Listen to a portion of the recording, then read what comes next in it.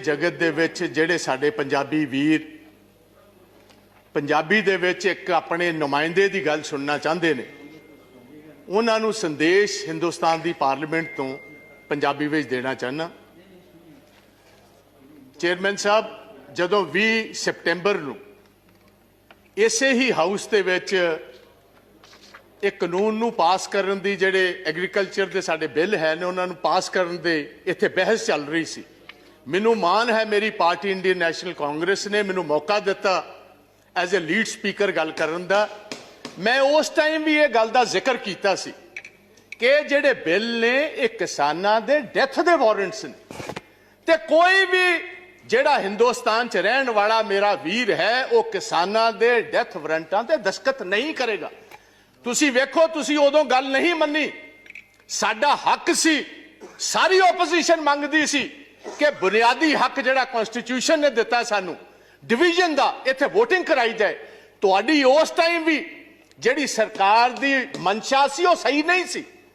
तुसी धोखे दे नाल, तुसी धोखाधड़ी दे नाल जल्दी दे विच कानून बनाना चाहते सी, क्योंकि कुछ जिहड़े अमीर आदमी सी, वड्डे कॉरपोरेट हाउसेस सी, उन्होंने तुसी बेनिफिट देना चाहते सी। तुसी कहना सी कोरोना दे विच मैनूं हैरानी है, सारी दुनिया जूझ रही है कोरोना दे नाल, साडा देश जूझ रहा कोरोना नाल, 2 वक्त की रोटी गरीब लोगों को नहीं मिल रही, साडी माइग्रेंट लेबर बेचारी पैदल साइकिलों ते बिहार, उत्तराखंड, यूपी वाल जा रही है, गवर्नमेंट को कोई प्रबंध नहीं उन्होंने वापस कर लेंदा।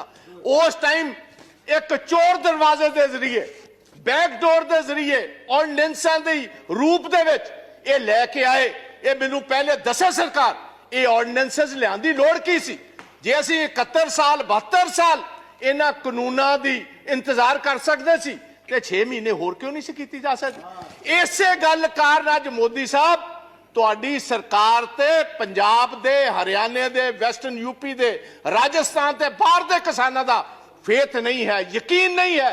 उन्होंने पता है चंद पूंजीपतियां दे बेनिफिट वास्ते कानून लेके आए ने, एक किसानां दे बेनिफिट वास्ते, किसानां दे हक दे कानून नहीं ने।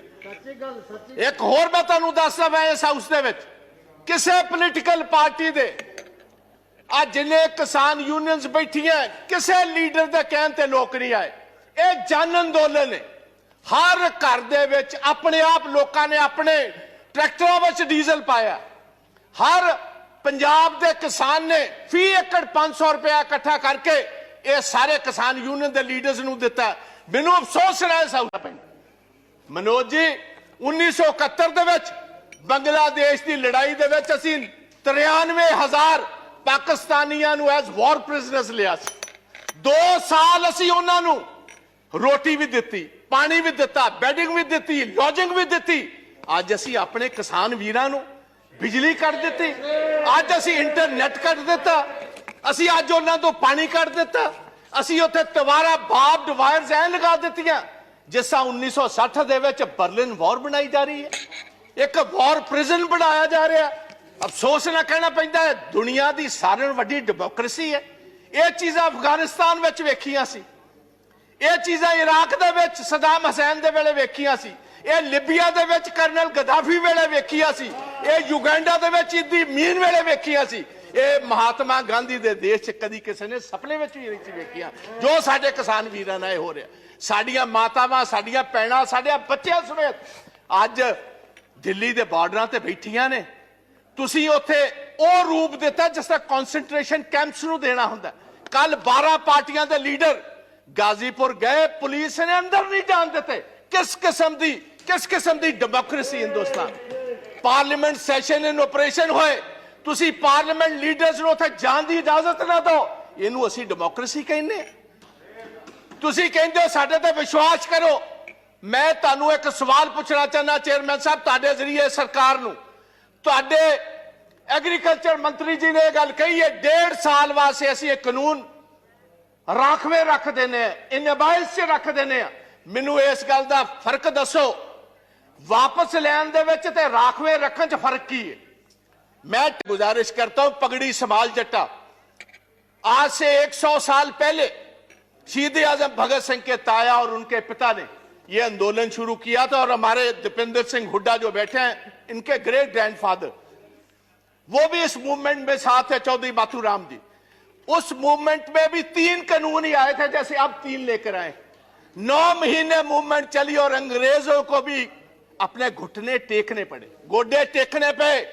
मैं कि इस पवित्र सदन के विचों कहना चाहना, यही जिक्र सा सुखदेव सिंह ढींडसा ने किया है। लाल किले दे उत्ते जो कुछ होया 26 जनवरी नूं, सानू बड़ा अफसोस, सानू बड़ा दुख है।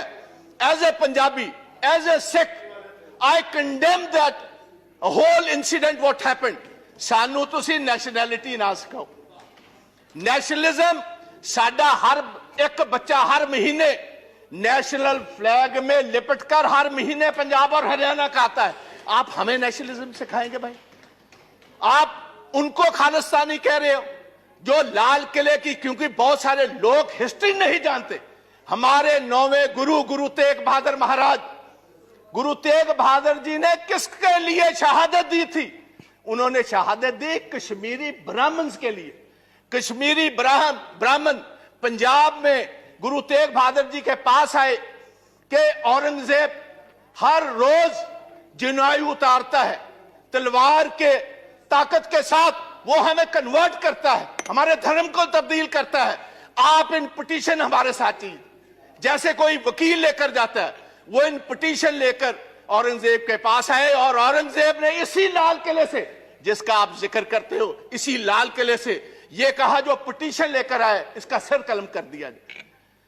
वहां उनकी शहादत हुई और उनकी शहादत की याद में जो शीशगंज साहब, शीश कहते हैं गले को, उनकी याद में शीशगंज साहब गुरुद्वारा जो खड़ा है, वो हमारे हिंदू ब्राह्मण कश्मीरियों की वजह से यह शहादत हुई। और आप हमें खालिस्तानी कहते हो? मेरे अपने पिता जो फॉर्मर मिनिस्टर थे, 5 लोगों के साथ पंजाब में 1987 में उनकी शहादत हुई। मेरे अपने बड़े भाई जो ब्रिगेडियर हैं इंडियन आर्मी के, retired, he was the one who was commanding the 192 mountain brigade, जिसने देश के लिए ये टाइगर हिल जीती। He was commanding 192 mountain brigade. आप हमें खालिस्तानी कहते हैं? आप हमें कहते हो एंटी नेशनलिस्ट हैं ये लोग।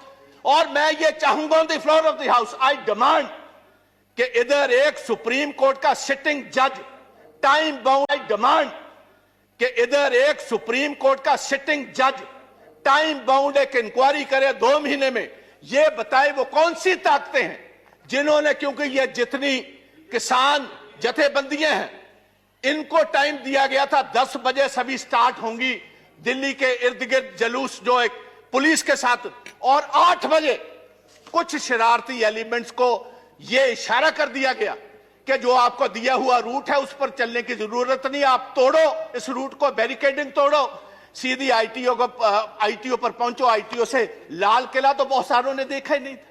और एक ये भी बात मैं हाउस में बताना चाहता हूं, ओ भैया, ये लाल किले जिसकी आप बात करते हो, ये जिस आपको पता मुगल राज में ये स्थापित हुआ है, और 300 साल पहले जो गुरु तेग बहादुर जी की कुर्बानी है, उसके बाद गुरु गोविंद सिंह महाराज, उनके 2 बड़े साहबजादे शहीद हुए। छोटे 2 साहबजादों को जिंदा दीवारों में चिन दिया गया। अगर गुरु गोविंद ना होते, इस देश की एक शक्ल ही और होती। आप हमें कह रहे हो, किसी को गद्दार कह रहे हो, किसी को आप एंटी नेशनल कह रहे हो। पहले सोचना, और ऐसा मैं गुजारिश करना चाहूंगा गवर्नमेंट, ऐसा काम मत करो। दुश्मन हमारे बहुत है, जो हमारी फॉरेन पॉलिसीज हैं। आप पाकिस्तान को तो छोड़ ही दीजिए भाई, सारा अरब वर्ल्ड आपके खिलाफ, चाइना आपके खिलाफ, रशिया आपके उल्ट चल रहा है। जाकर आपने वोट ट्रंप की मांगी, बाइडेन आपके खिलाफ। वो आपके साथ भाई कौन है? अगर कुछ आपके साथ नेशनलिस्ट हो के आप उनको भी तोड़ना चाहते हो, उनको भी डराना चाहते हो, उनको भी धमकाना चाहते हो, ये कभी नहीं चलेगा। और पंजाबी और सिख विशेष तौर प्यार से तो बात आपकी मान सकते, डर से, डरावे से, बंदूक से, तोप से ये डरने वाली कौमें नहीं। इन्होंने तो सारी हिस्ट्री ही शहादत की है। तो मेरी गुजारिश है, ये ब्लैक लॉज वापस लीजिए, ये काले कानून वापस लीजिए। प्रधानमंत्री जी, आप कहते हो मैं एक कॉल अवे हूं। भाई, किसी के पास आपका नंबर है? किसके पास आपका नंबर है? आप क्यों नहीं इन किसान जथेबंदियों को, ये मेंबर्स ऑफ पार्लियामेंट, इनको साथ लेकर चलिए, हम चलते हैं आपके साथ। आओ, आपके जय जयकार के वहां नारे लगवाएंगे। आप इन कानूनों को वापस लीजिए। आप 1.5 साल के बाद नए कानून लाइए, सिलेक्ट कमेटी में भेजिए। जितने स्टेक होल्डर्स हैं, किसान जथेबंदियां हैं, किसान हैं, मेंबर्स ऑफ पार्लियामेंट हैं, चीफ मिनिस्टर हैं, हमारे एग्रीकल्चर साइंटिस्ट हैं, उनको कहिए खेती के लिए, किसानों के लिए कौन सी सबसे बेहतरीन कानून है। कॉर्पोरेट्स के लिए नहीं, कॉर्पोरेट्स को हम बेनिफिट नहीं देंगे, हम किसानों का बेनिफिट। किसानों के लिए एक छोटी सी कविता लिखी है, वो पढ़कर इजाजत ले लूंगा। कहते ने चीर देंदे ने पहाड़, हुंदा जिन्हां नूं जनून, रह के मंजिलां तो दूर किथे मिलदा है सुकून। हारदे नहीं हुंदे मर्द दलेर, बस हौसला बना के तुसी किसान वीरो रखियो, ਅਸੀਂ ਜਿੱਤਾਂਗੇ ਜ਼ਰੂਰ, ਜੰਗ ਜਾਰੀ ਰੱਖਿਓ, ਅਸੀਂ ਜਿੱਤਾਂਗੇ ਜ਼ਰੂਰ, ਜੰਗ ਜਾਰੀ ਰੱਖਿਓ। ਜੈ ਹਿੰਦ, ਜੈ ਜਵਾਨ, ਜੈ ਕਿਸਾਨ ਤੇ ਵਾਹਿਗੁਰੂ ਜੀ ਕਾ ਖਾਲਸਾ, ਵਾਹਿਗੁਰੂ ਜੀ ਕੀ ਫਤਿਹ। प्रताप सिंह बाजवा जी।